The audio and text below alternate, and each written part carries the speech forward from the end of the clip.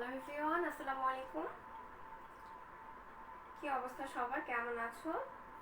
আমি আনিকা তাহসিন মিম, তোমাদের সাথে রয়েছি কেমিস্ট্রি ইনস্ট্রাক্টর হিসেবে। ইস্টার্ন স্কুলে তোমাদের সবাইকে স্বাগত। আচ্ছা, হোপ উই আর লাইভ। আচ্ছা, হ্যাঁ, আমরা লাইভ আছি।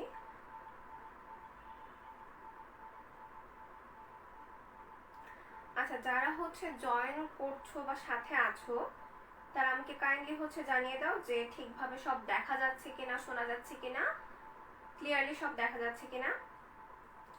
আর যারা লাইভটা জয়েন করছো তারা কাইন্ডলি লাইভটা শেয়ার করে দাও, যারা তোমাদের সাথে তোমাদের বন্ধুরাও একসাথে ক্লাসটা করতে পারে। আচ্ছা, আজকের ক্লাস সম্পর্কে শুরুতেই আমি একটু বলে দিচ্ছি। আজকের ক্লাসটা আমরা লাস্ট যেদিন ক্লাস নিয়েছিলাম ওই দিন আমাদের কেমিস্ট্রি ফার্স্ট পেপারে থার্ড চ্যাপ্টার অর্থাৎ মৌলের পর্যাবৃত্ত ধর্ম এবং রাসায়নিক বন্ধন, এই চ্যাপ্টারটা আমাদের টোটালি থিওরিটিক্যালি কমপ্লিট হয়েছিল। তাই তো আমি চাচ্ছিলাম যে তোমাদের ফুল চ্যাপ্টারটার উপর একটা রিভিউ ক্লাস নিতে, কেননা এই চ্যাপ্টারটা আমাদের মোস্ট ইম্পর্ট্যান্ট একটা চ্যাপ্টার। এখান থেকে তুমি যেরকম এমসিকিউ কোয়েশ্চেন পাচ্ছ, সেরকম সৃজনশীল প্রশ্ন পাচ্ছ। মোট কথা মোস্ট ইম্পর্ট্যান্ট একটা চ্যাপ্টার, যেটা তোমার আগা থেকে গোড়া পুরোটাই খুব ভালোভাবে জানা থাকা দরকার। আচ্ছা, যারা সাথে আছো তারা কাইন্ডলি আমাকে জানাও যে আমাকে ঠিকভাবে দেখা যাচ্ছে কিনা, ঠিকভাবে শোনা যাচ্ছে কিনা। এবং আজকের ক্লাসটা আমি এভাবে একটু সাজিয়েছি যে আজকে আমি তোমাদের কোয়েশ্চেন করব, একটার পর একটা কোয়েশ্চেন করব, এবং তোমাদের কাজ আমাকে আজকে ঠিকভাবে কোঅপারেট করা। কিভাবে কোঅপারেট করা? আপু যে কোয়েশ্চেনগুলো দেব আমি এক্সপেক্ট করব যে প্রত্যেকটা কোয়েশ্চেনের সুন্দর করে অ্যান্সার তোমরা দিবে। যারা সাথে আছো কাইন্ডলি আমাকে জানাও যে ঠিকভাবে দেখা যাচ্ছে কিনা। আচ্ছা, হাসিব জানাচ্ছে ঠিক ঠিক আছে, সবকিছু আছে। হিলমিও বলছে সব ঠিক আছে আপু। আচ্ছা, গতকালকে আমি খুব চেষ্টা করেছিলাম যেন তোমাদের ক্লাসটা আমি নিতে পারি, কিন্তু একটু পার্সোনাল ইস্যু ছিল। তো আমি অনেক চেষ্টা করছিলাম, শেষ পর্যন্ত যে সময় মতো যদি বাসায় পৌঁছতে পারি তাহলে ক্লাসটা নিব, কিন্তু শেষ পর্যন্ত হয়ে ওঠে নাই, তার জন্য আমি এক্সট্রিমলি সরি। আচ্ছা, যেহেতু গতকালকে ক্লাসটা আমরা করতে পারিনি, ক্লাসটা মিস হয়েছে, তাই আমাদের কাজ আজকের ক্লাসটা আমরা অনেক বেশি অ্যাটেন্টিভলি করবো, যেন আমরা গতকালকে যে লসটা আমাদের হয়েছে সেটা আজকে আমরা পুষিয়ে নিতে পারি। এবং তোমাদের জন্য আজকে একটা অ্যানাউন্সমেন্ট আছে। কিরকম অ্যানাউন্সমেন্ট? যেহেতু আজকে টোটাল ব্যাপারটা বা টোটাল ক্লাসটাই তোমাদের উপর ডিপেন্ড করছে, অর্থাৎ তোমরা কোয়েশ্চেনের অ্যান্সার করবে, যখন না পারবে সেটা আমি অ্যান্সার করবো, কিন্তু আজকে যেহেতু আমি তোমাদের কাছ থেকে অ্যান্সারগুলো নিতে যাচ্ছি, তাহলে তোমাদের জন্য আমি ভাবলাম যে কি করা যায়, যে আচ্ছা স্টুডেন্টরা আজকে এত এত অ্যান্সার করবে কোয়েশ্চেনের পুরো চ্যাপ্টারটার উপর একটা পরীক্ষার মতো, তাহলে কি করা যায়? তো আমি ভাবলাম যে আজকে যে সবগুলো কোয়েশ্চেনের আমি ক্লাস শেষ করার পর নিজে কমেন্টগুলো সব চেক করব, যে সবগুলো কোয়েশ্চেনের যে অ্যান্সার করবে তার জন্য আনিকাপুর পক্ষ থেকে একটা গিফট থাকবে। এখন কি গিফট থাকবে সেটা সারপ্রাইজ থাকবে এখন, কিন্তু থাকবে একটা গিফট থাকবে। সুতরাং আমি আশা করব একদম শুরু থেকে শেষ পর্যন্ত সবাই তোমরা আজকে থাকবে, এবং কি করবে বলো?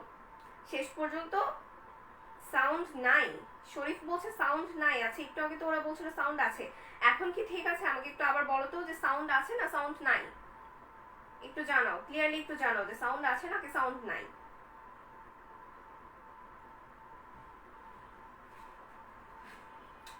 ইফতি ওয়ালাইকুম আসসালাম। হিলমি বললো সব ঠিক আছে। আচ্ছা শরীফ, তুমি আমাকে আরেকটু কাইন্ডলি জানাও তো এখন সব সাউন্ড ঠিক আছে কিনা বা শোনা যাচ্ছে কিনা। বিপ্লব ওয়ালাইকুম আসসালাম। আচ্ছা, হাসিব আবারও বলছে সব ঠিক আছে আপু। আচ্ছা, যদি শরীফ তুমি শুনতে না পাও তাহলে আমি বলবো যে তুমি লাইভ থেকে বের হয়ে আরেকবার লাইভে ঢুকো, তাহলে হয়তোবা ঠিক থাকবে। আচ্ছা, যেটা বলছিলাম যে তাহলে আজকে আমার সবগুলো প্রশ্নের যারা অ্যান্সার করবে, সবগুলো প্রশ্ন একদম যতগুলো কোয়েশ্চেন আমি আজকে করব, সবগুলো কোয়েশ্চেনের যে অ্যান্সার করবে কমেন্টে, তার জন্য একটা সারপ্রাইজ গিফট থাকবে আনিকাপুর পক্ষ থেকে। আচ্ছা, এখন তোমাদের আচ্ছা হিলমি বলছে সাউন্ড আছে, তাহলে শরীফ তোমার যে কোনো নেটে প্রবলেম থাকতে পারে।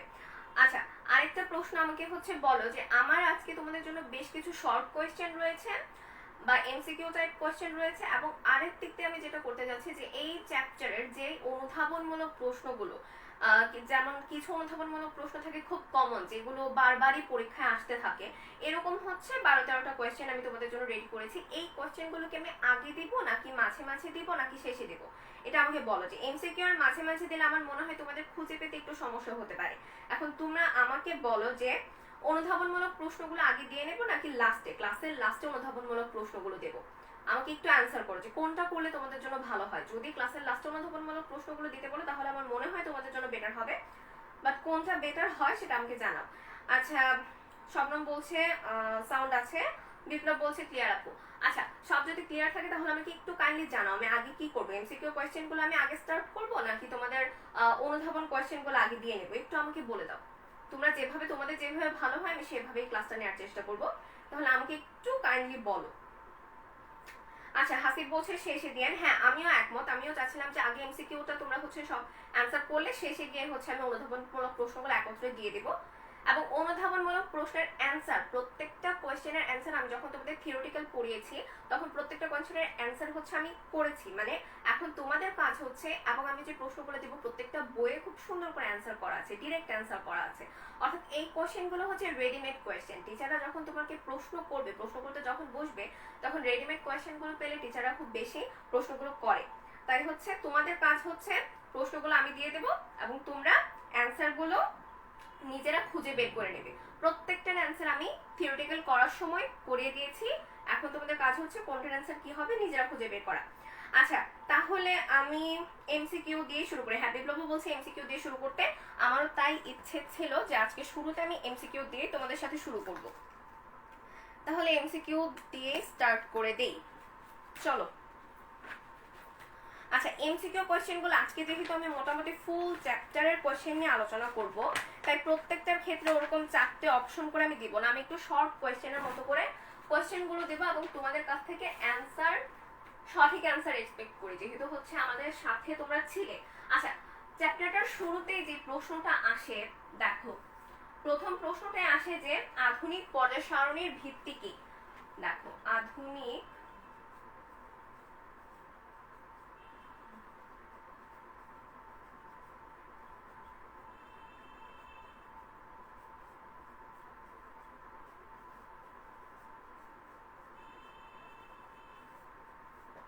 তোমাদের কাজ হচ্ছে চট জলদি উত্তর দেয়া, প্রশ্ন দেওয়ার সাথে সাথে উত্তর দিবে 1 মিনিটের মধ্যে। এর বেশি সময় নিলে আজকে আমাদের ক্লাস অনেক বেশি লেন্দি হয়ে যাবে, তখন নিজেরাই বিরক্ত হবে। সো হচ্ছে অ্যান্সার করো। প্রথম কোয়েশ্চেন কি, যে আধুনিক পর্যায় সারণীর ভিত্তি কি। ভালো মতো আগে কোয়েশ্চেন পড়বে এবং তারপর কোয়েশ্চেনের অ্যান্সার করবে। বলো, আধুনিক পর্যায় সারণীর ভিত্তি কি।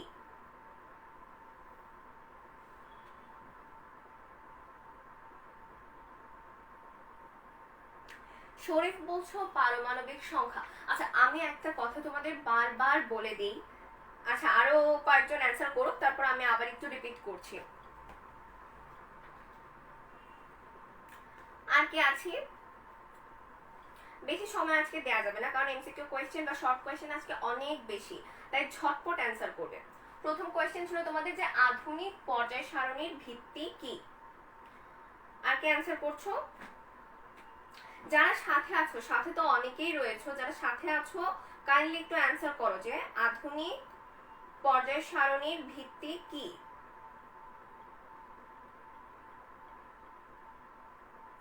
শরীফ আমাদের অ্যান্সার করেছে যে পারমাণবিক সংখ্যা। বাকির একটু অ্যান্সার করি আমরা যে কোনটা হবে। ওকে, রওশন বলছে ইলেকট্রন বিন্যাস। আচ্ছা, আর কেউ, আর কেউ সাথে আছে যে অ্যান্সার করবো যে আধুনিক পর্যায় সারণীর ভিত্তি কি। আমি কিন্তু বারবার বলছি আজকে আমার সবগুলা অ্যান্সার, সবগুলা কোয়েশ্চেনের অ্যান্সার যে করবে কমেন্টে তার জন্য আমি একটা স্পেশাল সারপ্রাইজ গিফট রেখেছি। আচ্ছা, সেটা আমি জানিয়ে দেবো যে কে পেতে যাচ্ছ, কি গিফট দেবো সেটা আমার ব্যাপার, তবে আচ্ছা আজকে একটা সারপ্রাইজ গিফট রয়েছে। আচ্ছা, আরাফাত বলছি ইলেকট্রন বিন্যাস। আচ্ছা হ্যাঁ, এটার অ্যান্সার হবে ইলেকট্রন বিন্যাস। তাহলে অ্যান্সার কি আমাদের দেখলাম,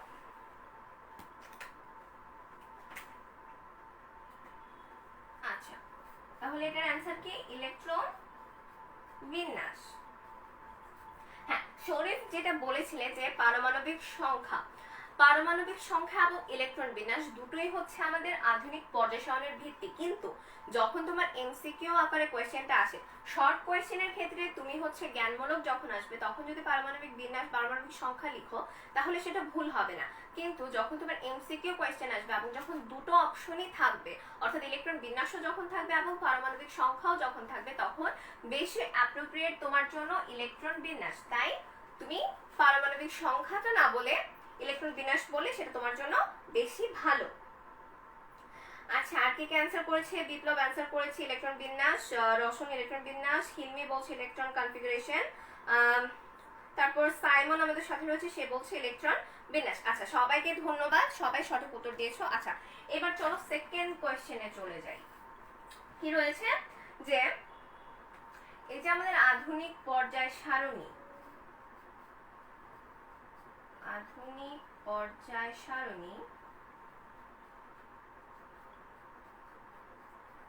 তৈরিতে কার অবদান সবচেয়ে বেশি? বলো, আধুনিক পর্যায় সারণী তৈরিতে কার অবদান সবচেয়ে বেশি? আধুনিক পর্যায় সারণী তৈরিতে কার অবদান সবচেয়ে বেশি? বলো। সেকেন্ড কোয়েশ্চেন তোমাদের জন্য যে আধুনিক, আচ্ছা হাসিব অ্যান্সার করেছিল ইলেকট্রন বিন্যাস। হ্যাঁ, ফার্স্ট কোয়েশ্চেন শেষ, এখন তোমরা সেকেন্ড কোয়েশ্চেনের অ্যান্সার করো যে আধুনিক পর্যায় সারণী তৈরিতে কার অবদান সর্বাধিক বা সবচেয়ে বেশি? বলো।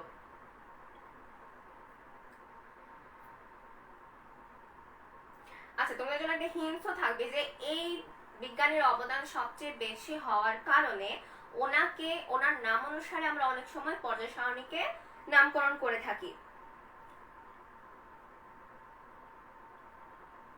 অ্যান্সার করছো না এখনো কেউ? আমি কিন্তু আজকে বলছি আজকে কিন্তু অনেক বেশি সময় লেগে যাবে, তাই হচ্ছে ঝটপট অ্যান্সার করবে, কোয়েশ্চেন দেখার সাথে সাথে অ্যান্সার করে দেবে।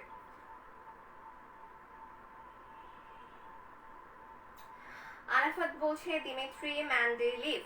আচ্ছা, কথাটা হচ্ছে আধুনিক পর্যায় সারণী, আমি বারবার হিন্টসটাও দিয়ে দিচ্ছি।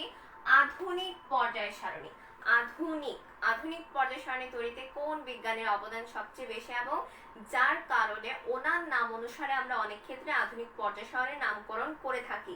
হিন্টস সহ দিয়েছি আর বারবার রিপিট করছি, কথাটা আধুনিক, কথাটা আধুনিক পর্যায় সারণী। তাই কোনটা হবে একটু চিন্তা করে বলো, একটু চিন্তা করে বলো কার অবদান সবচেয়ে বেশি ছিল যার জন্য তার নাম অনুসারে আমরা অনেক সময় আধুনিক পর্যায় সারণীকে নামাঙ্কিত করতে পারি বা হচ্ছে নামকরণ করে থাকি। শান্ত বলছে আসসালামু আলাইকুম ম্যাম। ওয়ালাইকুম আসসালাম। তুমি যত একটু লেট বাট হোপফুলি পরেরটুকু আমরা পাবো। আচ্ছা, এইটাতে সবার হচ্ছে একটু কনফিউশন রয়েছে দেখলাম, সবাই অ্যান্সার করছে দিমিত্রি মেন্ডেলিভ। আচ্ছা, দিমিত্রি মেন্ডেলিভের ব্যাপারটা আমি একটু ক্লিয়ার করি। এখন যদি তোমাকে প্রশ্ন করে যে আধুনিক পর্যায় সারণী তৈরিতে কার অবদান সবচেয়ে বেশি, তখন তুমি বলবে বিজ্ঞানী বোর। কার অবদান সবচেয়ে বেশি? বিজ্ঞানী বোর। আধুনিক পর্যায় সারণী তৈরিতে বিজ্ঞানী বোরের অবদান সবচেয়ে বেশি হওয়ার কারণে আমরা অনেক ক্ষেত্রে আধুনিক পর্যায় সারণীকে বোর পর্যায় সারণী বলে থাকি। এখন আসো মেন্ডেলিভের কথা। মেন্ডেলিভ কি করেছিলেন? মেন্ডেলিভ সর্বপ্রথম পর্যায় সারণী তৈরি করেছিলেন, কিন্তু সেটা কি আমাদের আধুনিক পর্যায় সারণী? সেটা আধুনিক পর্যায় সারণী না। তাই যদি শুধু পর্যায় সারণীর জনক হিসেবে আসে তখন তোমরা বলবে মেন্ডেলিভ, কিন্তু যখন তোমাকে প্রশ্ন করবে আধুনিক পর্যায় সারণীর তৈরিতে কার অবদান সবচেয়ে বেশি, তখন আমরা অ্যান্সার করব কি? তখন আমরা অ্যান্সার করব বোর। ব্যাপারটা কি ক্লিয়ার হয়েছে? এই জন্য তোমাদের কি করতে হবে, কেমিস্ট্রি বইয়ের প্রত্যেকটা লাইন বাই লাইন পড়তে হবে, প্রত্যেকটা লাইন পড়তে হবে। কারণ তুমি যদি শুধুমাত্র থিওরি ক্লিয়ার করো তাহলে কি হবে, তাহলে তুমি ভালোভাবে সৃজনশীলের অ্যান্সার করতে পারবে, কিন্তু তুমি যদি লাইন বাই লাইন না পড়ো তাহলে এমসিকিউ অ্যান্সার করাটা খুব টাফ হয়ে যাবে। তাই আমি আশা করবো আমার প্রত্যেকটা স্টুডেন্ট খুব ভালোভাবে কি করবে, chemistry line by line main বই পড়বে। আচ্ছা, তন্ময় বলছিল বোর। হ্যাঁ, তন্ময় সঠিক উত্তর দিয়েছে, এটার উত্তর হবে বোর। আচ্ছা, আমরা চলে যাচ্ছি নেক্সট কোশ্চেনে। নেক্সট কোশ্চেন দেখো তো কি রয়েছে, যার নাম এতক্ষণ সবাই বললে মেন্ডেলিভ। বলো, মেন্ডেলিভ কয়টি মৌল নিয়ে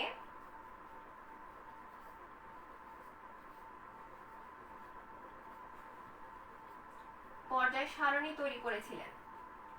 বলো, মেন্ডেলিভ যে প্রথম পর্যায় সারণীটি তৈরি করেছিলেন কয়টি মৌল নিয়ে তৈরি করেছিলেন?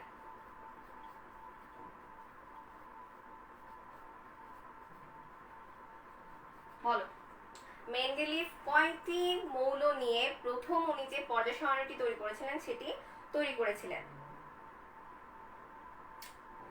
আচ্ছা, রওশন বলছে বোর, বিজ্ঞানী বোর বলছে হাসিব। হ্যাঁ, সবাইকে ধন্যবাদ যারা অ্যান্সার করেছে। এখন 3 নাম্বার কোয়েশ্চেনে চলে আসো, যে মেন্ডেলিভ কয়টি মৌল নিয়ে পর্যায় সারণী তৈরি করেছিলেন? অর্থাৎ প্রথম যে পর্যায় সারণীটি তৈরি হয়েছিল সেটি কয়টি মৌল নিয়ে তৈরি হয়েছিল? শরীফ বলছে 67টি। আচ্ছা, আর কেউ? দেখি কার অ্যান্সার কতটা অ্যাকিউরেট হয়। তন্ময় বলছে 63টি। আচ্ছা, আর কেউ যারা সাথে আছে সবাই অ্যান্সার করি, যে মেন্ডেলিভ কয়টি মৌল নিয়ে তার প্রথম পর্যায় সারণীটি তৈরি করেছিলেন? শরৎ বলছে 63টি, বুশরা বলছে 63টি। আচ্ছা হ্যাঁ, এটার অ্যান্সার হবে 63টি। শরীফ, তোমার অ্যান্সারটা আনফরচুনেটলি আজকে ভুল হয়েছে। মেন্ডেলিভ প্রথম যেই পর্যায় সারণীটি তৈরি করেছিলেন সেখানে তিনি মৌল নিয়েছিলেন মোট 63টি। যারা অ্যান্সার করেছো তাদেরকে অসংখ্য ধন্যবাদ। আচ্ছা, আরাফাত অ্যান্সার করেছে 63টি। আচ্ছা, এখন চলো নেক্সট পরের কোয়েশ্চেনে চলে যাই।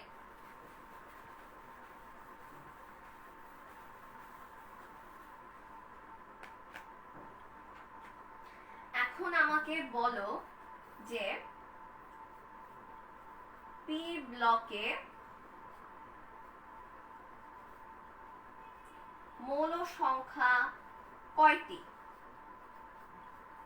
বলো, পি ব্লকে কয়টি মৌল থাকে?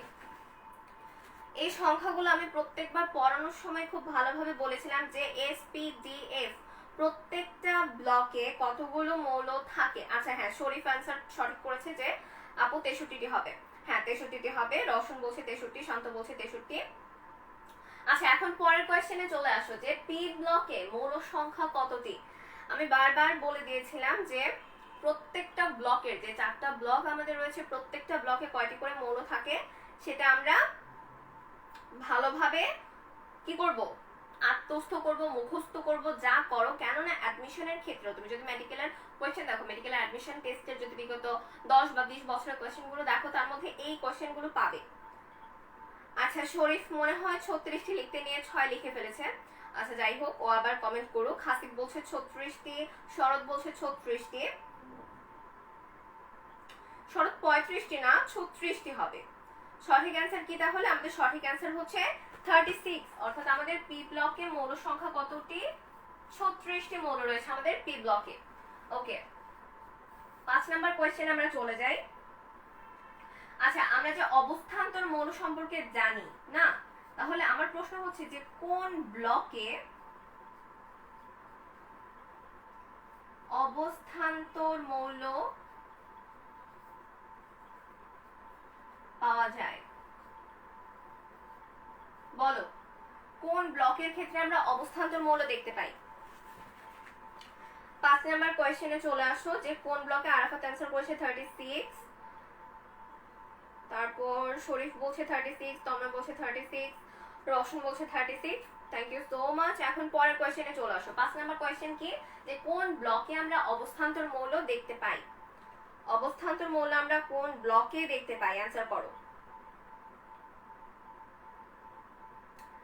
জান্নাতুল বুশরা বলছে এফ ব্লকে। আর একটু চিন্তা করে অ্যান্সার করো, যে কি বললাম, কোন অবস্থান্তর মৌল, কি ধরনের মৌল বললাম? অবস্থান্তর মৌল। তাহলে তুমি ক্রাইটেরিয়াটা মাথায় চিন্তা করো, যে হচ্ছে অবস্থান্তর মৌলের ক্রাইটেরিয়া কি, কি হলে অবস্থান্তর মৌল আমরা তাকে বলি, সেটা চিন্তা করে তারপর অ্যান্সার করো, যে কোন ব্লকে আমরা অবস্থান্তর মৌল দেখতে পাই। ওকে, হাসিব বলছে এফ ব্লকে, আরাফাত বলছে ডি ব্লকে, শরৎ বলছে এফ ব্লকে। কনফিউশন, এখনো এই জিনিস নিয়ে কনফিউশন থাকলে চলবে কি করে? পুরো চ্যাপ্টার পড়ানো শেষ হয়ে গেছে, কনফিউশন ক্লিয়ার করো।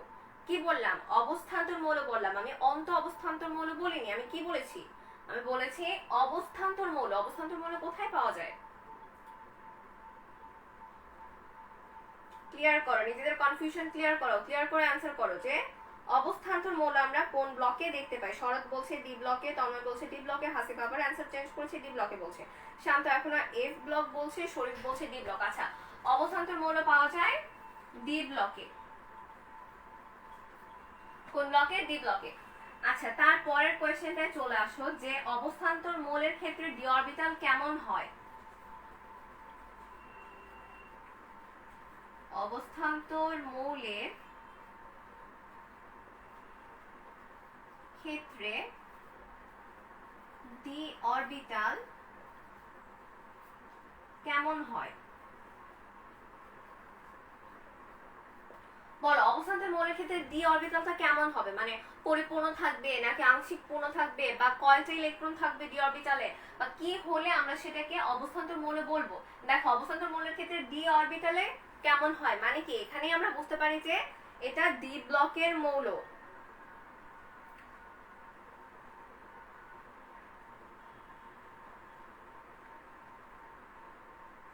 এখন আমাকে বলো যে অবস্থান্তর মৌলের ক্ষেত্রে ডি অরবিটালটা কেমন হবে? রওশন এখন বলছে ডি অরবিটাল, হ্যাঁ অবশ্যই ডি অরবিটাল। পরের প্রশ্নে চলে আসো, 6 নম্বর প্রশ্ন, অবস্থান্তর মৌলের ক্ষেত্রে ডি অরবিটালটা কেমন হবে, কি ধরনের হবে ডি অরবিটাল? অ্যানসার করো। আংশিক পূর্ণ থাকবে, শরীফ বলছে, বুশরা বলছে আংশিক পূর্ণ থাকবে, অবশ্যই আংশিক পূর্ণ থাকবে। আর একটু স্পেসিফিকলি কেউ অ্যানসার করতে পারো যে ডি অরবিটালটা কতগুলো ইলেকট্রন ধারণ করলে আমরা সেটাকে হচ্ছে অবস্থান্তর মৌল বলতে পারি? অবশ্যই হাফ ফিল্ড থাকবে বা আংশিক পূর্ণ থাকবে, যে যেটাই বলছো কারেক্ট অ্যানসার বলছো, বাট আর একটু স্পেসিফাই করে কি কেউ বলতে পারে যে ডি অরবিটালটা কেমন হবে বা কয়টা ইলেকট্রন থাকবে আমাদের ডি অরবিটালে? আংশিক পূর্ণ বলছে আরাফাত, শরৎ বলছে আংশিক পরিপূর্ণ, তন্ময় বলছে আংশিক পূর্ণ। হ্যাঁ সবার অ্যান্সারই সঠিক, আংশিক পূর্ণ হবে ডি অরবিটালটা। এবং ডি অরবিটালটা কেমন থাকবে দেখো, ডি 1 2 9, অর্থাৎ ডি অরবিটাল আমরা জানি যে 10টা ইলেকট্রন ধারণ করতে পারে, তাহলে যদি 1 থেকে 9 থাকে তার মানে সে আংশিক পূর্ণ বা সম্পূর্ণ পরিপূর্ণ অবস্থায় থাকবে না। তাহলে আমরা আরেকটু স্পেসিফাই করলে কি লিখবো যে ডি 1 2 9। ক্লিয়ার? আচ্ছা আমরা পরের প্রশ্নে চলে যাই। আচ্ছা জান্নাতুন বুশরা বলছে 1 থেকে 5টি, না 1 থেকে 5টি না, এখানে থাকবে আমাদের 1 থেকে 9টি। যদি 1 থেকে 9 এর মধ্যে থাকে তাহলে আমরা সেটাকে কি বলবো, অবস্থান্তর মৌল বলবো। হ্যাঁ শরীফ অ্যান্সার করেছে 1 থেকে 9, হাসিব অ্যান্সার করেছে 1 থেকে 9 আংশিকভাবে পূর্ণ থাকবে, এবং D 1 to D 9। Okay thank you so much. আচ্ছা পরের কোশ্চেনে আমরা চলে যাই। আচ্ছা পরের যে কোয়েশ্চেনটা সেটা তোমাদের শর্ট কোয়েশ্চেন না, বরং সেটা একটা অনুধাবন কোয়েশ্চেন বলতে পারো, বা এমসিকিউতে মানে বিভিন্ন ভাবে আসতে পারে যে অবস্থান্তর মৌল কি ধরনের বৈশিষ্ট্য প্রদর্শন করে। তোমাকে 4টা অপশন দেওয়া থাকলো, তার মধ্যে দেখা যাবে যে একটা মাত্র তার নিজস্ব বৈশিষ্ট্য দিল এবং বাকিগুলো অবস্থান্তর মৌল প্রদর্শন করে না এমন বৈশিষ্ট্য দিয়ে দিল, বা তোমাকে কোয়েশ্চেন করলো যে নিচের কোনটি অবস্থান্তর মৌলের বৈশিষ্ট্য নয়। এইভাবে তোমাকে 4টা অপশন দিল, যার মধ্যে একটা অবস্থান্তর মৌলের বৈশিষ্ট্য নয় এবং বাকি 3টে বৈশিষ্ট্য। তাহলে আমাদের কি বইয়ে কয়টা আছে? বইয়ে আমাদের অবস্থান্তর মৌলের বৈশিষ্ট্য 5টা দেয়া আছে এবং 5টা বৈশিষ্ট্যই আমরা মনে রাখবো। তাহলে অবস্থান্তর মৌলের বৈশিষ্ট্য কি কি নিজেরা লিখো তো। অবস্থান্তর মৌলের বৈশিষ্ট্য কি কি বৈশিষ্ট্য প্রদর্শন করে? যারা পারো তারা নিজেরাই লিখো, আমারটা না দেখে, আর আমি লিখে দিচ্ছি। আচ্ছা অবস্থান্তর মৌল প্রথমেই হচ্ছে যে পরিবর্তনশীল যোজ্যতা প্রদর্শন করে, পরিবর্তনশীল যোজ্যতা প্রদর্শন করে। তারপর কি করে? রঙিন যৌগ গঠন করে, রঙিন যৌগ গঠন করবে এবং জটিল যৌগ গঠন করবে। কি করবে? পরিবর্তনশীল যোজ্যতা প্রদর্শন করবে, রঙিন যৌগ গঠন করবে, জটিল যৌগ গঠন করবে, প্রভাবক রূপে কাজ করবে, প্রভাবক রূপে কাজ করবে এবং প্যারাচৌম্বকত্ব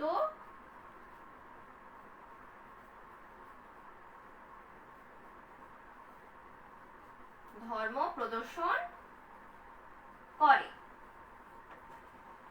এই 5টা বৈশিষ্ট্য প্রত্যেকের খুব ভালো করে জানা থাকতে হবে যে অবস্থান্তর মৌলের বৈশিষ্ট্য কি কি রয়েছে। আচ্ছা জান্নাতুন বুশরা লিখেছে যে পরিবর্তনশীল জারণ, হ্যাঁ রঙিন আয়ন, জটিল আয়ন, প্রভাবক এবং ওকে প্যারাচুম্বক। একদম সঠিক অ্যান্সার।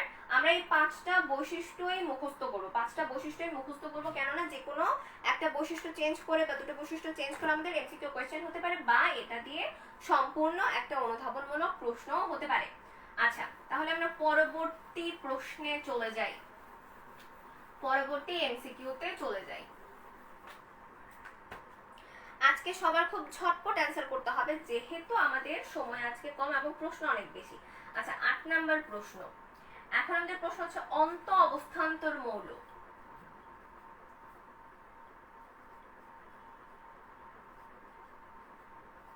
অন্ত অবস্থান্তর মৌল কোন ব্লকে পাওয়া যায়? খুব ভালো করে বুঝে শুনে অ্যান্সার করবে যে অন্ত অবস্থান্তর মৌল। এবার কিন্তু অবস্থান্তর মৌল না, এবার কি বললাম আমরা? অন্ত অবস্থান্তর মৌল কোন গ্রুপে আমরা দেখতে পাই? বলো, অন্ত অবস্থান্তর মৌল কোন গ্রুপে দেখতে পাই? আচ্ছা, প্রিন্সও অ্যান্সার করেছে পরিবর্তনশীল যোজ্যতা, কালারফুল যৌগ, জটিল যৌগ, প্রভাবক এবং প্যারাচুম্বক। হ্যাঁ, সঠিক অ্যান্সার হয়েছে। এখন তোমরা পরবর্তী 8 নাম্বার কোয়েশ্চেনে চলে আসো যে অন্ত অবস্থান্তর মৌল কোন ব্লকে পাওয়া যায়। জান্নাতুল বুশরা বলছে এফ ব্লক, ওকে। হাসিব বলছে এফ ব্লকে পাওয়া যায়, ওকে। আর কেউ? ঝটপট অ্যান্সার করতে হবে, আজকের সব কোয়েশ্চেনের অ্যান্সার হবে ঝটপট। আরাফাত বলছে এফ ব্লক, ওকে। অন্ত অবস্থান্তর মৌল কোন ব্লকে পাওয়া যায়? কোয়েশ্চেনটা কি? অন্ত অবস্থান্তর মৌল কোন ব্লকে পাওয়া যায়? বিপ্লব বলছে এফ ব্লক, রওশন বলছে এফ,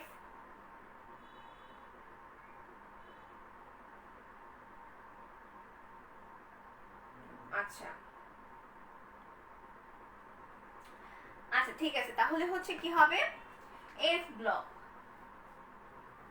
কোন ব্লকে পাচ্ছি আমরা? এফ ব্লকে পাচ্ছি। এখন তাহলে তার পরবর্তী প্রশ্নটা আমাদের এই অন্ত অবস্থান্তর মৌল রিলেটেড। এখন আমরা প্রশ্ন করব যে অন্ত অবস্থান্তর মৌলে এফ ব্লক কিরকম অবস্থায় থাকে? বল, এফ ব্লকে কয়টা ইলেকট্রন থাকলে বা কেমন অবস্থায় থাকলে আমরা সেটাকে অন্ত অবস্থান্তর মৌল হিসেবে বিবেচনা করে থাকি? বলো। অনেকেই বলছে এফ ব্লক, শরৎ বলছে এফ ব্লক, হৃদয় বলছে এফ ব্লক, তন্ময় বলছে এফ ব্লক। ওকে ফাইন, এখন পরবর্তী প্রশ্নের অ্যান্সার করো যে অন্ত অবস্থান্তর মৌলে এফ ব্লকটা কিরকম থাকে, মানে হচ্ছে এফ অরবিটালে, বা এফ ব্লক না, সরি এফ অরবিটাল হবে, এফ অরবিটালটা কিরকম অবস্থায় থাকবে, অর্থাৎ কয়টা ইলেকট্রন থাকবে? বলো, এফ অরবিটাল কিরকম অবস্থায় থাকবে বা কয়টা ইলেকট্রন থাকবে? ওকে, শরীফ বলছে এফ ব্লক, জান্নাতুল বুশরা আনসার করেছে 1 থেকে 13টি থাকবে। আচ্ছা, আর কেউ আনসার করবো আমরা? এখনো তোমরা 8 নাম্বার কোয়েশ্চেনের আনসার করছো অনেকেই, যে তন্ময় লিখছে এফ ব্লক। হ্যাঁ, অবশ্যই এফ ব্লক। এখন আমার প্রশ্ন হচ্ছে যে এই যে অন্ত অবস্থান্তর মৌল যেগুলো আমরা এফ ব্লকে পাচ্ছি, তাদের ক্ষেত্রে এফ অরবিটালে কয়টি ইলেকট্রন থাকবে বা কতগুলি ইলেকট্রন থাকলে আমরা সেটাকে অন্ত অবস্থান্তর মৌল হিসেবে বলতে পারি?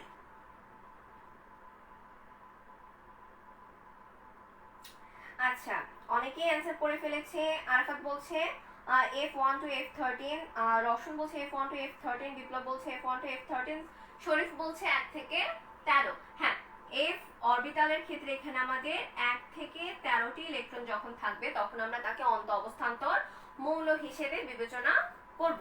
আচ্ছা, নেক্সট কোশ্চেন আমরা চলে যাই। বলো, এস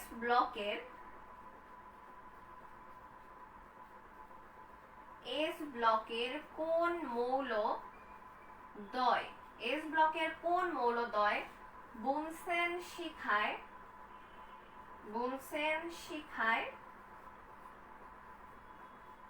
বর্ণ প্রদর্শন করে না?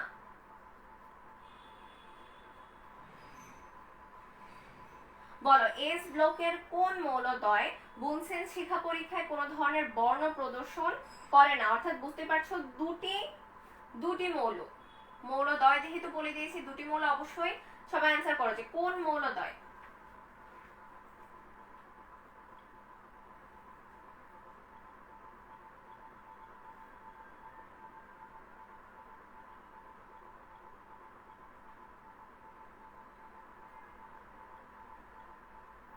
কেউ অ্যান্সার করেছো?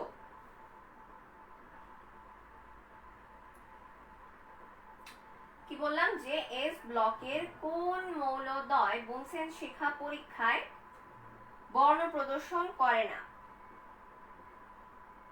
আচ্ছা আমি কেন অ্যান্সার দেখতে পাচ্ছি না? কমেন্ট কি কেউ করেছো?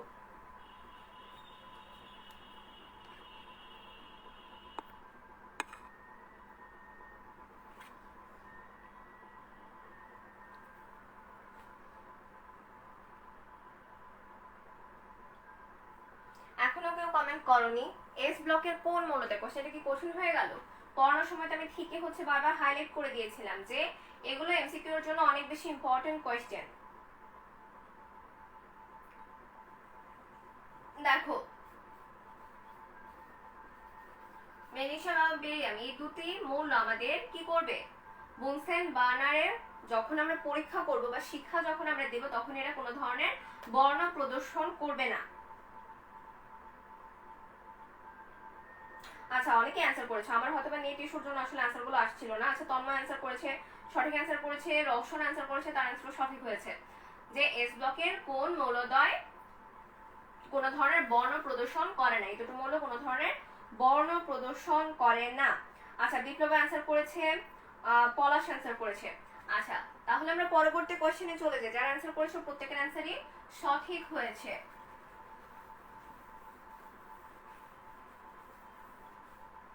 ওকে তাহলে 11 নম্বর প্রশ্ন দেখো আমাদের জন্য কি প্রশ্ন রয়েছে। আচ্ছা প্রতিনিধি বা আদর্শ, প্রতিনিধি বা আদর্শ মৌল কোন ব্লকের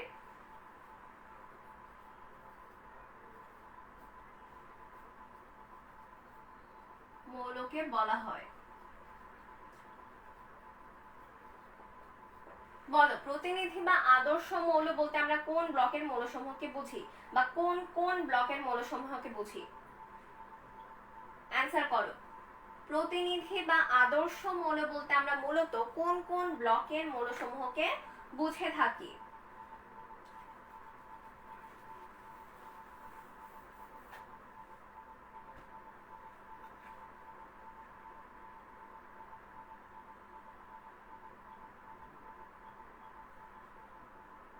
আচ্ছা অনেকে অ্যান্সার করেছে, বিএম ম্যাগনেসিয়াম, আরাফাত অ্যান্সার করেছে, হাসিব অ্যান্সার করেছে, সবার অ্যান্সার সঠিক ছিল। এবার 11 নম্বর কোয়েশ্চেনের অ্যান্সার করো যে প্রতিনিধি বা আদর্শ মৌল বলতে আমরা মূলত কোন ব্লকের বা কোন ব্লক দ্বয়ের মৌল সমূহকে বুঝে থাকি? কোন ব্লকের মৌল সমূহকে বুঝে থাকি? আচ্ছা রওশন অ্যান্সার করেছে এসপি। আর কেউ অ্যান্সার করবো আমরা। আচ্ছা ফারহান জানতে চাচ্ছে যে ফারহা জানতে চাচ্ছে রেগুলার রুটিন কোথায় পাওয়া যাবে? আচ্ছা রেগুলার রুটিন হচ্ছে তুমি পেজের কভার পিকেই পেয়ে যাবে রেগুলার রুটিন, একটু কষ্ট করে দেখে নেবে। আচ্ছা আর কেউ, রওশন বলছে এসপি। আচ্ছা আমার নেটওয়ার্ক খুবই ঝামেলা করছে, আমি কারো কমেন্ট দেখতে পাচ্ছি না।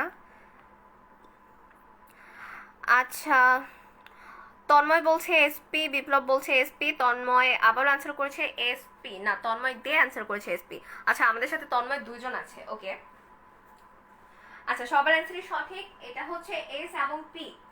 এস এবং পি এই দুই ব্লকের মৌলসমূহকে আমরা বলে থাকি আদর্শ মৌল বা প্রতিনিধি মৌল। আমি যদি খুব ভুল করে না থাকি 2018 এর মেডিকেল অ্যাডমিশন টেস্টে এই টাইপের একটা কোয়েশ্চেন এসেছিল। আচ্ছা নেক্সট কোয়েশ্চেনে চলে যাই আমরা। নেক্সট কোয়েশ্চেন তোমাদের জন্য যে সেমি কন্ডাক্টর কয়টি? সেমি কন্ডাক্টর কয়টি বলো, সেমি কন্ডাক্টর কয়টি রয়েছে? এখন সেমি কন্ডাক্টর কি সেটা আমি আজকে বোঝাবো না, কারণ আমি যতবার তখন পড়াটা পড়িয়েছিলাম প্রত্যেকবার এর প্রত্যেকটা নাম সম্পর্কে তোমাদের বলেছিলাম সেমি কন্ডাক্টর, এবং একে আরো কি কি নামে ডাকা হয় প্রত্যেকটা নামই তোমাদের বলা হয়েছিল। তাই আমি আশা করি সবার মনে আছে যে সেমি কন্ডাক্টর বলতে আমরা আসলে কি বুঝি, এটা সবারই আমাদের মনে আছে। সেমি কন্ডাক্টর কয়টি বলো?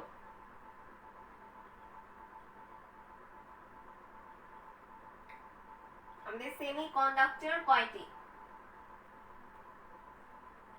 যারা তুমি বুসরা অ্যান্সার করছে 6টি। আচ্ছা 6টি মানলাম। আর কেউ? যারা সাথে আছে সবাই অ্যান্সার করব। আজকে আমি এটাই বারবার বলেছিলাম যে যারা সাথে থাকবো প্রত্যেকেই আমরা অ্যান্সার করব।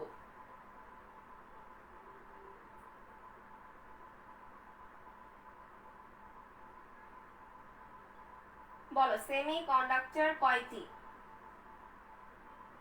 রওশন বলছে 7টি, বিপ্লব বলছে 6টি। আর কেউ অ্যান্সার করবো আমরা?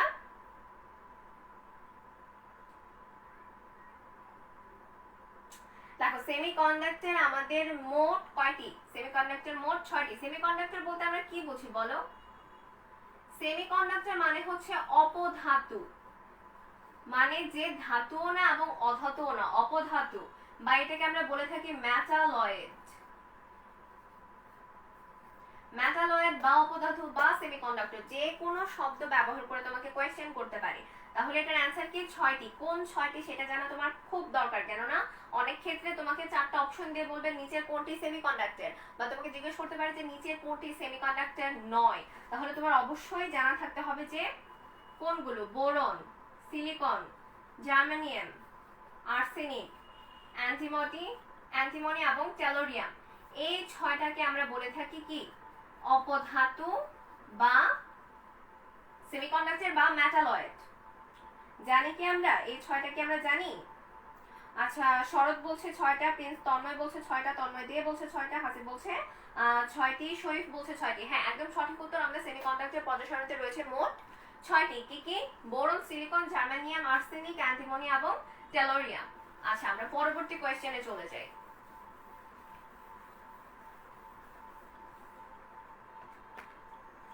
13 নাম্বার প্রশ্ন। আচ্ছা আমাকে বলো যে অক্সিজেন সিলিন্ডারে শ্বাস প্রশ্বাসের সমস্যা হলো অনেকে অক্সিজেন সিলিন্ডার থেকে শ্বাস নেওয়ার জন্য অক্সিজেন দেওয়া হয়, তাই তো? এখন আমাকে বলো যে এই অক্সিজেন সিলিন্ডারে হিলিয়াম গ্যাস কতটুকু থাকে, কত পার্সেন্ট থাকে? অক্সিজেন সিলিন্ডার অর্থাৎ 100% এর মধ্যে কত পার্সেন্ট আমাদের হিলিয়াম থাকে? এই সব কোয়েশ্চেনের জন্য আমি বারবার বলি তোমাদের মেন বই পড়তে, মেন বইয়ের লাইন বাই লাইন পড়তে। মেন বইয়ের তুমি যদি প্রত্যেকটা লাইন তোমার একবার দুবার হলেও পড়া না থাকে তাহলে এই ধরনের কোয়েশ্চেনের অ্যান্সার করা আসলে সম্ভব না। শুধুমাত্র থিওরিটিক্যাল পড়া পড়ে এইসব কোয়েশ্চেনের অ্যান্সার কখনোই করা সম্ভব না। হ্যাঁ হ্যাঁ জান্নাতুন তোমার কমেন্ট আমি দেখতে পাচ্ছি, আর আমার নেটওয়ার্ক খুব পুয়ার হয়ে যাচ্ছে সামহাও, আমি বুঝতে পারছি না, সো হয়তো কমেন্ট একটু লেটে আসছে। হ্যাঁ তুমি কমেন্ট করছো, আমি তোমার প্রত্যেকটা কমেন্টই পড়ছি। আচ্ছা এবার এটার অ্যান্সার করো যে অক্সিজেন সিলিন্ডারে আমাদের কত পার্সেন্ট, 100-র মধ্যে কত পার্সেন্ট হিলিয়াম গ্যাস থাকে বলো? 100%-এর মধ্যে কত পার্সেন্ট আমাদের হিলিয়াম গ্যাস থাকে?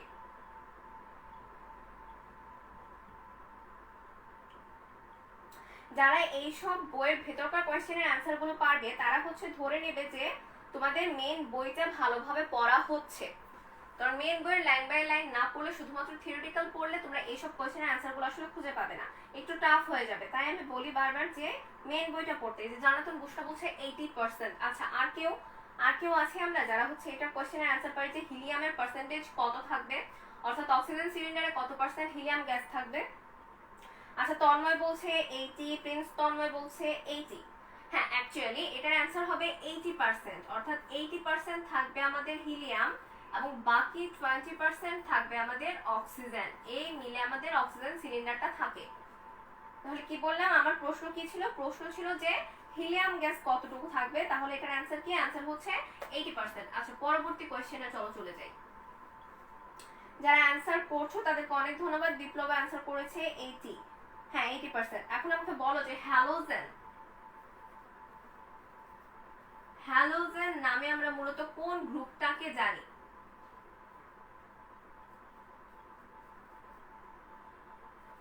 কত গ্রুপের মৌল? হ্যালোজেন বলতে আমরা মূলত কোন গ্রুপটাকে জানি বলো? হ্যালোজেন বলতে আমরা কোন গ্রুপটাকে বুঝিয়ে থাকি? শরীফ অ্যান্সার করেছে 80%, হাসিব অ্যান্সার করেছে 80%। আচ্ছা শরীফ এখন বলছে গ্রুপ 17। ওকে, আর কেউ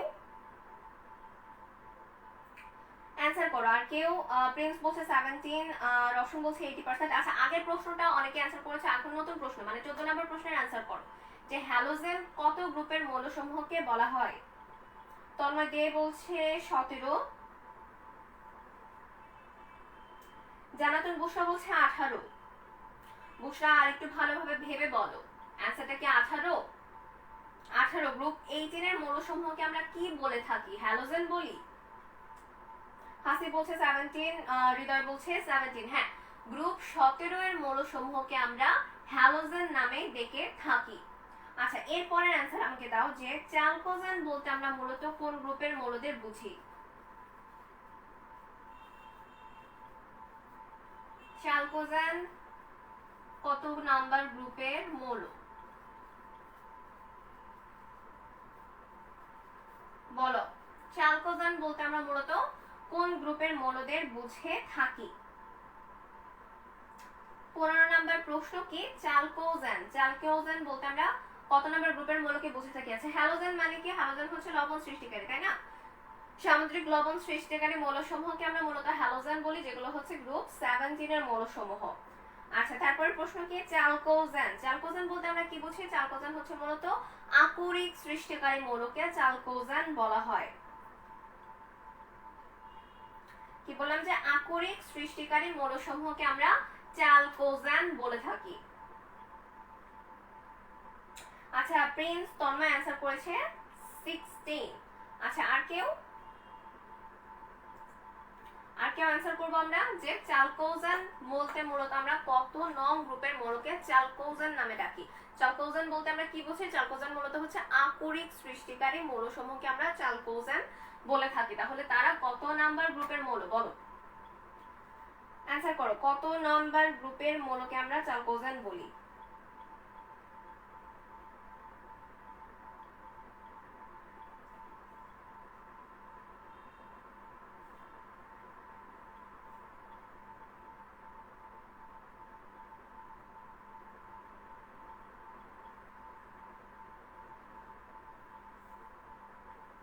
আমি কি দেখতে পাচ্ছি না অ্যান্সার?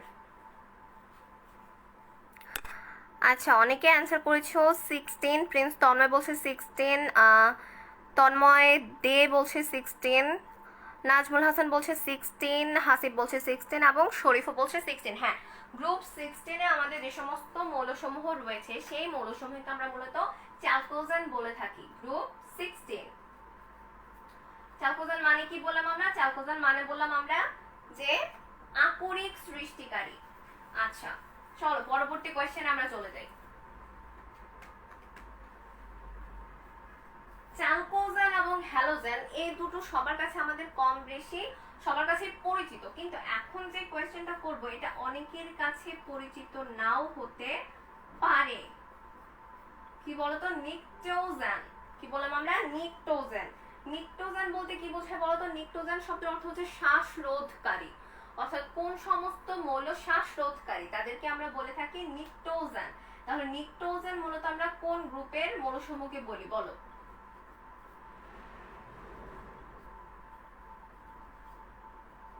নিকটোজেন মূলত কোন গ্রুপের মৌল বলো?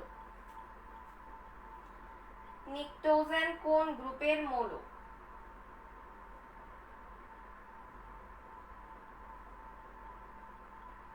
নিকটোজেন বলতে আমরা কি বুঝি বললাম? নিকটোজেন শব্দের অর্থ হচ্ছে কে? নিকটোজেন শব্দের অর্থ হচ্ছে শ্বাসরোধকারী, অর্থাৎ যে সমস্ত গ্যাস আমাদের শ্বাসরোধকারী তাদেরকে আমরা বলে থাকি নিকটোজেন। তাহলে আমাদের নিকটোজেনের কোন গ্রুপকে আমরা নিকটোজেন বলবো বলো? নিকটোজেন হচ্ছে, দেখি কেউ পেরেছো কিনা। আচ্ছা, শরীফ বলছে হ্যাঁ, অ্যাকচুয়ালি নেট অনেক স্লো, আমার অ্যান্সারটা খুব পরে আসছে। আচ্ছা, শরীফ বলছে 15। হ্যাঁ 15, বিপ্লব বলছে 15। আর কেউ অ্যান্সার করবো আমরা? জানাতুন বুশরা বলছে 17। বুশরা তুমি কোনটার অ্যান্সার করলে? 17। আমার প্রশ্ন ছিল নিকটোজেন বলতে আমরা কি বুঝি? নিকটোজেনের অ্যান্সার কি তুমি 17 করলে?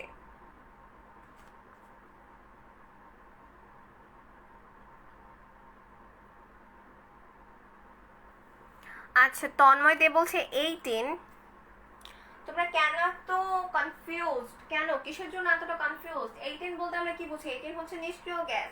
18 এর মৌলসমূহকে আমরা বলে থাকি নিষ্ক্রিয় গ্যাস। 17 কে আমরা কি বলি? 17 কে আমরা বলি হ্যালোজেন। তাহলে 17 আর 18 তো কোনোভাবেই হবে না। তাহলে আমাদের গ্রুপ 15, গ্রুপ 15 এর মৌলসমূহকে আমরা নাম দিয়ে থাকি নিকটোজেন। কেননা গ্রুপ 15 এ কি রয়েছে? নাইট্রোজেন রয়েছে, যেটা মূলত শ্বাসরোধকারী একটা গ্যাসীয় পদার্থ। তাই আমরা গ্রুপ 15 কে বলে থাকি নিকটোজেন। আচ্ছা, পরবর্তী কোয়েশ্চেনে চলে যাই, চলো।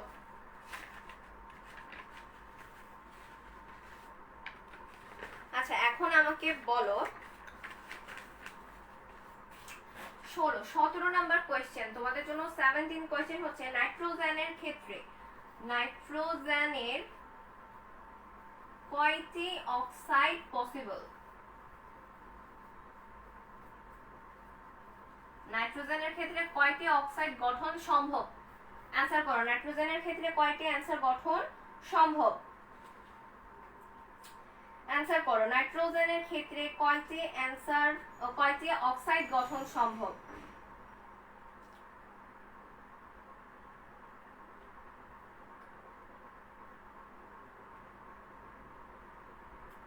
আচ্ছা, অনেকেই হচ্ছে আগেটার অ্যান্সার করেছো গ্রুপ 15। হ্যাঁ, একদম সঠিক অ্যান্সার। এখন 17 নম্বর কোয়েশ্চেনের অ্যান্সারে চলে আসো যে নাইট্রোজেনের ক্ষেত্রে আমরা কয়টি অক্সাইড গঠন করতে পারি?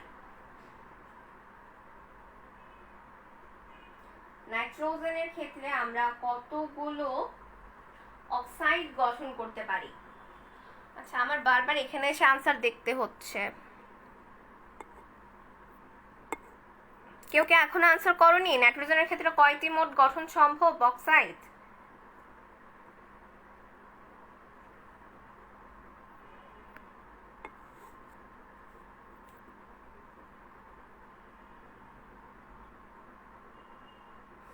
আচ্ছা, জান্নাতুন বুশরা বলছে আপু অনেক লেটে মেসেজ যায়। আচ্ছা, যেহেতু আমাদের অনলাইন বেসিসে ক্লাসটা করতে হচ্ছে, সুতরাং নেট ইস্যু তো থাকবেই। তো নেট ইস্যু থাকলেও আমরা চেষ্টা করব যেন সবকিছুর ঊর্ধ্বে গিয়ে আমরা একটু পড়াশোনায় মনোযোগ দিতে পারি। আচ্ছা, বলো। আজকে আমার নেট ইস্যুটা একটু বেশি মনে হচ্ছে, জানি না তোমাদের কার কি অবস্থা। আমি হচ্ছে কারো কমেন্টই ঠিকভাবে আসলে দেখতে পাচ্ছি না। আচ্ছা, বলো যে নাইট্রোজেনের ক্ষেত্রে মোট কয়টি অক্সাইড আমরা গঠন করতে পারি? আচ্ছা, হাসিব বলছে 5টি, শরৎ বলছে 5টি। হ্যাঁ, 5টা অক্সাইড নাইট্রোজেনের ক্ষেত্রে আমরা টোটাল হচ্ছে 5টা অক্সাইড গঠন করতে পারি। কি কি অক্সাইড গঠন করতে পারি দেখো তো। এটা জানা তোমাদের না দরকার। কেন দরকার আমি বলছি। তোমাকে অনেক সময় কোয়েশ্চেন, মেডিকেলে এই টাইপের কোয়েশ্চেন করে যে নাইট্রোজেনের কোন অক্সাইড দুটো হচ্ছে কি বলে এটাকে নিরপেক্ষ। নিরপেক্ষ কোন দুইটি দেখো। প্রথমে হচ্ছে নাইট্রাস অক্সাইড NO এবং ডাইনাইট্রোজেন অক্সাইড, এই দুটোকে আমরা বলে থাকি নিরপেক্ষ। কি বলি? নিরপেক্ষ। তারপরে আসো dinitrogen try oxide, nitrogen die oxide এবং ডাইনাইট্রোজেন পেন্টা অক্সাইড।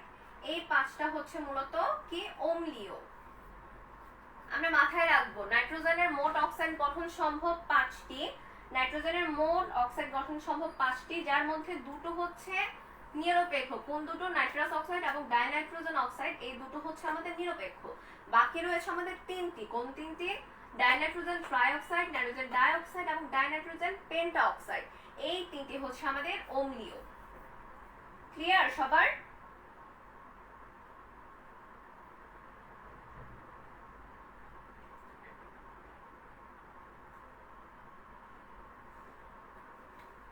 আচ্ছা, ক্লিয়ার হলে আমি নেক্সট কোয়েশ্চেনে চলে যাই। আচ্ছা, বাইরে মোস্ট প্রবাবলি ওয়েদার খুব একটা ভালো না, যার কারণে নেট ইস্যু হচ্ছে। আচ্ছা, তোমাদের জন্য 18 নাম্বার প্রশ্ন।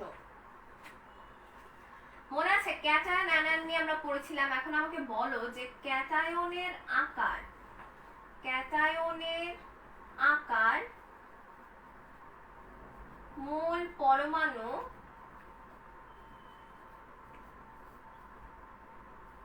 পরমাণু অপেক্ষা ছোট নাকি বড় হবে? বলো, ক্যাটায়নের আকার মূল পরমাণু অপেক্ষা ছোট হবে নাকি বড় হবে? ক্যাটায়নের আকার মূল পরমাণু অপেক্ষা ছোট হবে নাকি বড় হবে? আচ্ছা, শরীফ বলছে 5টি অক্সাইড গঠন সম্ভব, বিপ্লব বলছে 5টি অক্সাইড গঠন সম্ভব, প্রিন্সও বলছে 5টি। আচ্ছা, সবাইকে অসংখ্য ধন্যবাদ। তারপরে প্রশ্নটায় চলে যাও যে ক্যাটায়নের আকার মূল পরমাণু অপেক্ষা কেমন হবে, ছোট হবে নাকি বড় হবে? আচ্ছা, আমার এখানে হচ্ছে ওয়েদার প্রচন্ড খারাপ করছে, যার কারণে আমার মনে হয় নেটওয়ার্কটা হচ্ছে ঝামেলা করছে। আচ্ছা হ্যাঁ, শরীফ অ্যান্সার করেছে কি ছোট হবে। আচ্ছা, আর কেউ আমরা পারি বলতে যে কিরকম হবে?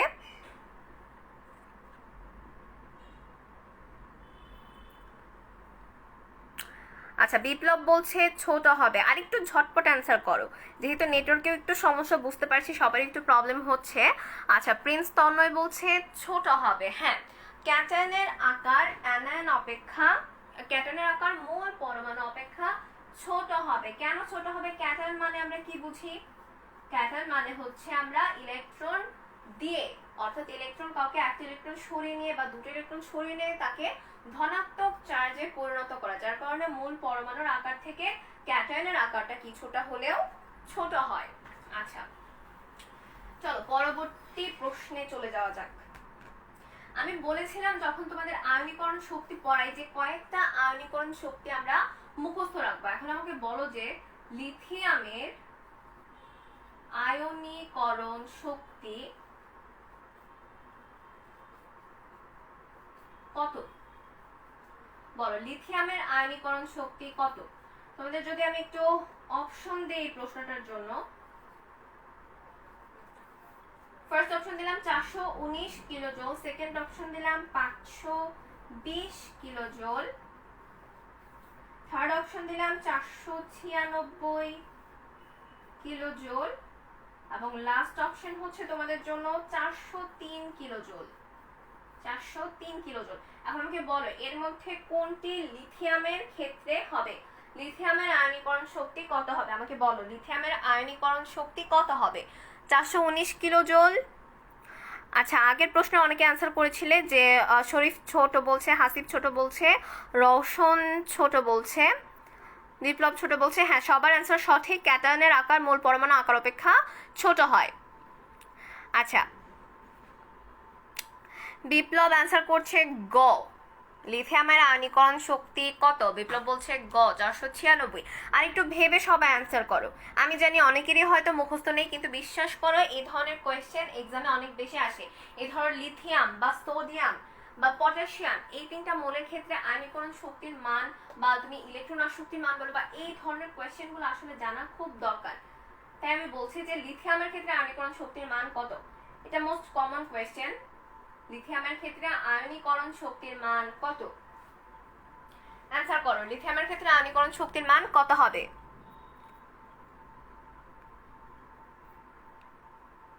প্রিন্স তন্ময় বলছে বি, প্রিন্স তন্ময় বলছে বি, তন্ময় দে বলছে গ।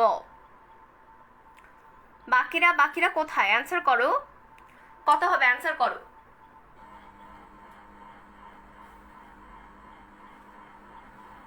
হ্যাঁ, আমি বললাম না বাইরে ওয়েদার খারাপ, ইলেকট্রিসিটিও চলে গিয়েছে। আচ্ছা, অ্যান্সার করো যে হচ্ছে লিথিয়ামের ক্ষেত্রে আয়নীকরণ শক্তির মান কত হবে? লিথিয়ামের ক্ষেত্রে আয়নীকরণ শক্তির মান হবে 520 কিলো জোল। তাহলে দেখো 419 কার ক্ষেত্রে? 419 হচ্ছে পটাশিয়ামের ক্ষেত্রে। কি বললাম? 419 কার ক্ষেত্রে?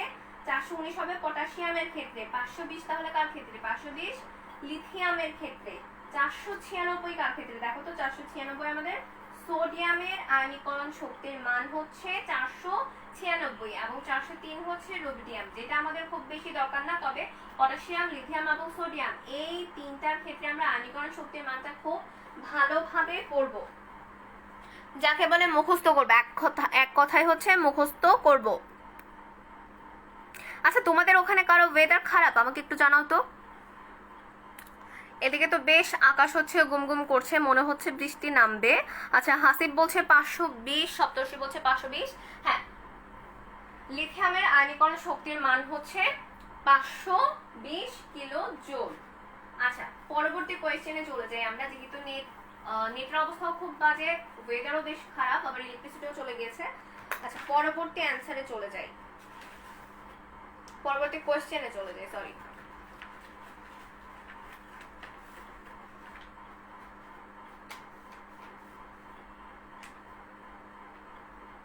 আচ্ছা, আমাকে বলো, আচ্ছা এটা কত নাম্বার কোয়েশ্চেন ছিল, আমি তো ভুলেই গিয়েছি। আচ্ছা, মেবি 20 ছিল, যদিও খেয়াল নেই। আচ্ছা, 21D।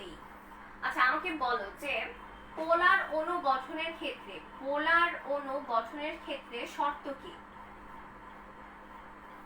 পোলার অণু মানে কি? পোলার অণু মানে হচ্ছে সমযোজী অণুর মধ্যে আংশিক ধনাত্মক এবং আংশিক ঋণাত্মক ডাইপোল সৃষ্টি হলো, সেটাকে আমরা পোলার অণু বলছি। তাহলে আমাকে বলো যে পোলার অণু গঠনে শর্ত কি? বলো যে তড়িৎ ঋণাত্মকতার মানের পার্থক্য কত হতে হবে? ইজি করে দিলাম। অ্যান্সার কি যাচ্ছে যে তড়িৎ ঋণাত্মকতার পার্থক্য কত হলে আমরা সেটাকে কি বলবো?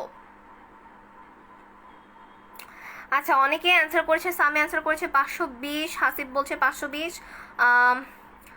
হিলমি বলছে 520, রওশন বলছে খ। হ্যাঁ, সবার অ্যান্সার সঠিক ছিল। এখন আমাকে তোমরা বলো যে পোলার অণু গঠনের ক্ষেত্রে আমাদের শর্তটা কি হবে? যে পোলার অণু যখন আমরা গঠন করব সেক্ষেত্রে আমাদের শর্ত কি হবে? আচ্ছা, বিপ্লব বলছে ওদের ওখানেও প্রবলেম হচ্ছে। সামি বলছে বাতাস। আচ্ছা, তোমাদের বাতাস আর প্রবলেম, আমাদের এখানে অলরেডি বৃষ্টি শুরু হয়ে গেছে। আচ্ছা, যাই হোক, এখন এটার আনসার করো যে পোলার অণু গঠনের ক্ষেত্রে শর্তটা কি হবে? পোলার অণু গঠনের ক্ষেত্রে শর্ত কি হবে? অর্থাৎ শর্ত বলতে আমরা কি জানতে চাচ্ছি? যে তড়িৎ ঋণাত্মকতার যে আমাদের পার্থক্য, তড়িৎ ঋণাত্মকতার মানের যে পার্থক্য, সেই পার্থক্যটা কত থেকে কতর ভিতর হলে, যে রেঞ্জটা আমরা জানতে চাচ্ছি, সেই রেঞ্জটা মূলত হচ্ছে যে একটা রেঞ্জ রয়েছে, এত রেঞ্জ থেকে এত রেঞ্জের মধ্যে যদি তড়িৎ ঋণাত্মকতার পার্থক্য ঘটে, তাহলে তখন আমরা সেটাকে পোলার অণু বলে থাকবো। তাহলে সেই রেঞ্জটা কত? তড়িৎ ঋণাত্মকতার পার্থক্যের রেঞ্জটা কত আমাকে বলো। আচ্ছা, প্রিন্স তন্ময় বলছে 0.5 to 1.9, বিপ্লব বলছে 0.5 to 1.9। আর কেউ?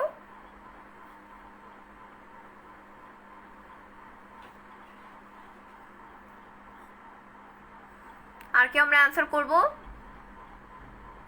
কি জানতে চাচ্ছি আমরা? যে তড়িৎ ঋণাত্মক পার্থক্য কত থেকে কতর মধ্যে হলে আমরা সেটাকে পোলার অণু বলে থাকি। আচ্ছা, তন্ময় বলছে 0.5 to 1.5, 1.5 না, এটার অ্যান্সার হবে যে 0.5 to 1.9 এর মধ্যে যদি তড়িৎ ঋণাত্মকতার পার্থক্য হয়, তাহলে আমরা সেটাকে কি বলবো? তাহলে আমরা সেটাকে পোলার অণু বলবো। আচ্ছা, তারপর আমাকে অ্যান্সার করো যে অক্সিজেনের তড়িৎ ঋণাত্মকতা কত? অ্যান্সার করো, অক্সিজেনের তড়িৎ ঋণাত্মকতা কত? বাবা, এদিকে তো ঝড় শুরু হয়ে গেল। বলো, অক্সিজেনের তড়িৎ ঋণাত্মকতার মান কত? আমি জানি না নেটওয়ার্ক আর কতক্ষণ টিকবে। আচ্ছা, হৃদয় অ্যান্সার করেছিল 0.5 to 1.5 এর মধ্যে। না, এটা না, রেঞ্জটা হবে হৃদয় 0.5 to 1.9 এর মাঝখানে। তারপরে হচ্ছে সামি বলছে 0.5 to 1.9, রওশন বলছে 0.5 to 1.9, শরীফ বলছে 0.5 to 1.9। হ্যাঁ, সঠিক অ্যান্সার। এখন আমাকে বলো যে অক্সিজেনের তড়িৎ ঋণাত্মকতার মান কত? অক্সিজেনের ক্ষেত্রে তড়িৎ ঋণাত্মকতার মান আমরা কত দেখতে পাই? প্রিন্স তন্ময় বলছে 3.5, বিপ্লব বলছে 3.5। এটা মোস্ট কমন একটা কোয়েশ্চেন থাকে, মোস্ট কমন একটা কোয়েশ্চেন এক্সাম ক্ষেত্রে থাকে যে অক্সিজেনের ক্ষেত্রে তড়িৎ ঋণাত্মকতার মান কত?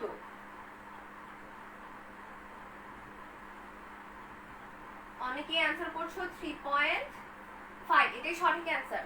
অক্সিজেনের ক্ষেত্রে তড়িৎ ঋণাত্মকতার মান কত দেখলাম আমরা? 3.5। আচ্ছা, আমরা হচ্ছে আর তিনটা কোয়েশ্চেন দিয়ে 25টা কোয়েশ্চেন দিয়ে তোমাদের শেষ করি, যেহেতু নেটওয়ার্ক ইস্যু হচ্ছে সবারই কম বেশি, ওয়েদার ভালো না। আচ্ছা, এখন আমাকে বলো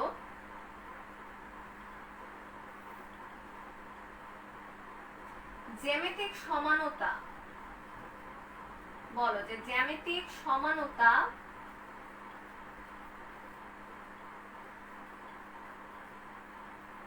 প্রদর্শন করে কোন বন্ধন?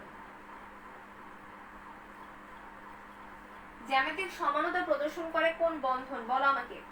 জ্যামিতিক সমানতা প্রদর্শন করে কোন বন্ধন? আরো সহজ করে দিচ্ছি যে সিগমা নাকি পাই, কোন বন্ধন জ্যামিতিক সমানতা প্রদর্শন করছে আমাকে বলো। কোন বন্ধন জ্যামিতিক সমানতা প্রদর্শন করছে? আচ্ছা, শরীফ অ্যান্সার করেছে 3.5, রওশন বলছে 3.5, তন্ময় দে বলছে 3.5, হৃদয় বলছে 3.5। হ্যাঁ, সবার অ্যান্সার সঠিক হয়েছে। অক্সিজেনের তড়িৎ ঋণাত্মকতার মান 3.5 হয়। আচ্ছা, এখন আমাকে বলো যে জ্যামিতিক সমানতা প্রদর্শন করে কোন বন্ধন? কোন বন্ধনের ক্ষেত্রে জ্যামিতিক সমানতা আমরা দেখতে পাই? বিপ্লব অ্যান্সার করেছে পাই বন্ধন। আর কেউ আমরা অ্যান্সার করব?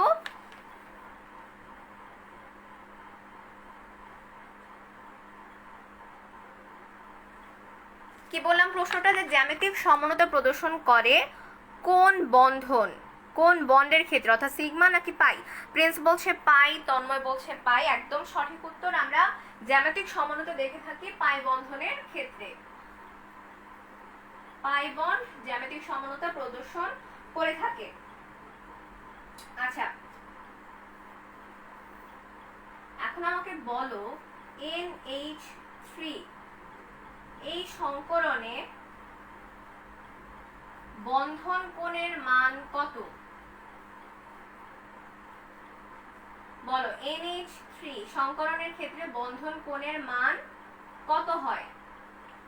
NH3 এই সংকরণের ক্ষেত্রে আমাদের বন্ধন কোণের মান কত হয়?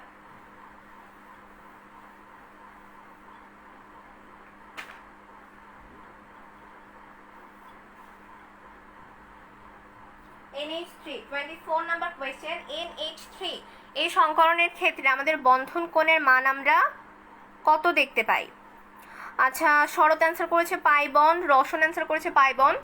হ্যাঁ, সবার অ্যান্সার সঠিক ছিল। জ্যামিতিক সমানতা আমরা দেখতে পাই পাই বন্ধনের ক্ষেত্রে বা পাই বন্ডের ক্ষেত্রে। আচ্ছা, বিপ্লব বিশ্বাস বলছে 107 ডিগ্রি। 107 ডিগ্রি। আর কেউ?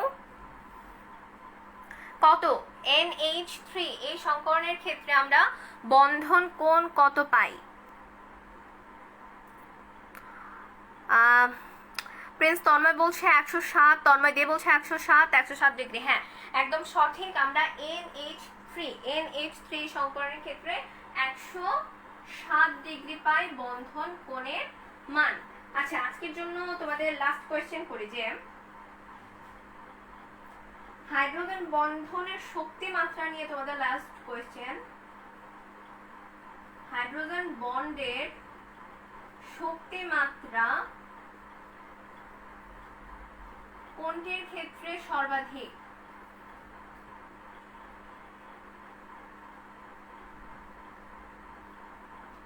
হাইড্রোজেন বন্ড গঠন হয় কিভাবে? আমরা বলেছিলাম যে হাইড্রোজেনের সাথে তড়িৎ ঋণাত্মক মৌলের বন্ধনকে আমরা হাইড্রোজেন বন্ড বলে থাকি, তাই তো? যেটাকে কিভাবে প্রকাশ করা হয়?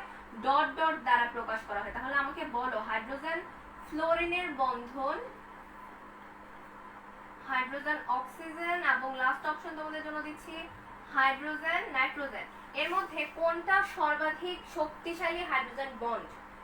এই তিনটার মধ্যে 25 নাম্বার কোশ্চেনে আনসার দাও। এই তিনটার মধ্যে কোনটা সর্বাধিক শক্তিশালী বন্ধন গঠন করছে? আচ্ছা, আগের প্রশ্নের আনসার দিয়েছিল হাসিব 107 ডিগ্রি, রওশন 107 ডিগ্রি, হৃদয় বলছে 107 ডিগ্রি। একদম সঠিক উত্তর। সবাই সঠিক অ্যান্সার করেছো। এখন আমাকে লাস্ট কোয়েশ্চেন।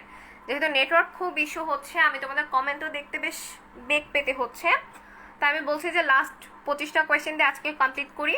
আমাকে বলো যে হাইড্রোজেন বন্ডের ক্ষেত্রে কোনটির সর্বাধিক শক্তি থাকে? আচ্ছা, শরীফ অলরেডি অ্যান্সার করেছে ক, মানে ও বলতে চাচ্ছে যে হাইড্রোজেন ফ্লোরিন এই বন্ধনের ক্ষেত্রে শক্তিটা অনেক বেশি কাজ করে।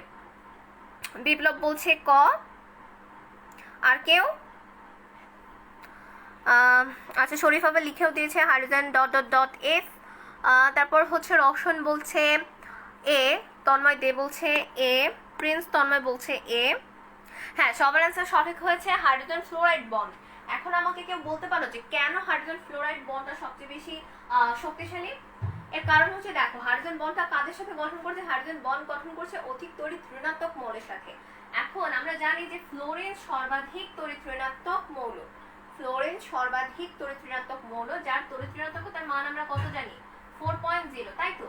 তাহলে হাইড্রোজেন বন্ড যেহেতু ফ্লোরিনের সাথে এখানে হচ্ছে, এবং হাইড্রোজেন বন্ড মানে কি?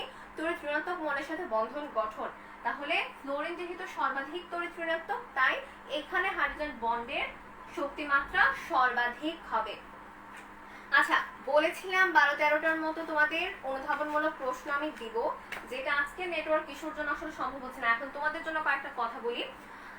আমাদের ইনস্ট্যান্ট স্কুলের যে গ্রুপটা রয়েছে, যারা গ্রুপে অলরেডি জয়েন করেছো তারা তো করেছো, ওয়েলকাম, থ্যাংক ইউ। কিন্তু যারা জয়েন করনি তাদের জন্য রিকোয়েস্ট যে যারা আজকে ক্লাসটা করছো তারা সবাই ইনস্ট্যান্ট স্কুলের আমাদের যে গ্রুপটা রয়েছে গ্রুপটাতে জয়েন করবে। কারণ এখন থেকে আমি তোমাদের রেগুলার ক্লাসের পরে সেখানে কোয়েশ্চেন বক্স দিব, তোমরা যা না বুঝবে তা সেখানে তোমরা কোয়েশ্চেন করতে পারো। আমি পরের ক্লাসে সেই কোয়েশ্চেনগুলো দেখে আমি তোমাদের অ্যান্সার করে দেওয়ার চেষ্টা করব। এবং আজকে যে অনুধাবনমূলক প্রশ্নগুলো আমাদের বাকি রয়ে গেলো, যেগুলো আমি দিতে পারলাম না, সেই 12 থেকে 14টা যে কোয়েশ্চেনগুলো রেডি করেছি টোটাল চ্যাপ্টারে, সেই কোয়েশ্চেনগুলো আমি গ্রুপে দিয়ে দিব। তাই তোমাদের কাজ কি গ্রুপ থেকে পোস্টগুলো দেখে কোয়েশ্চেনগুলো দেখে নিজেরা রেডি করে নেওয়া। তাই হচ্ছে সবার কাছে রিকোয়েস্ট করব যে সবাই গ্রুপটাতে জয়েন হয়ে যাবে, নিজেদের জন্য ভালো হবে। পড়াশোনা না বুঝলে সেখানে তোমরা আরো ভালো হেল্প পাবে। ওকে, আজকের মতো ক্লাসটা এখানেই তাহলে শেষ করি। সবাই ভালো থাকো, সুস্থ থাকো।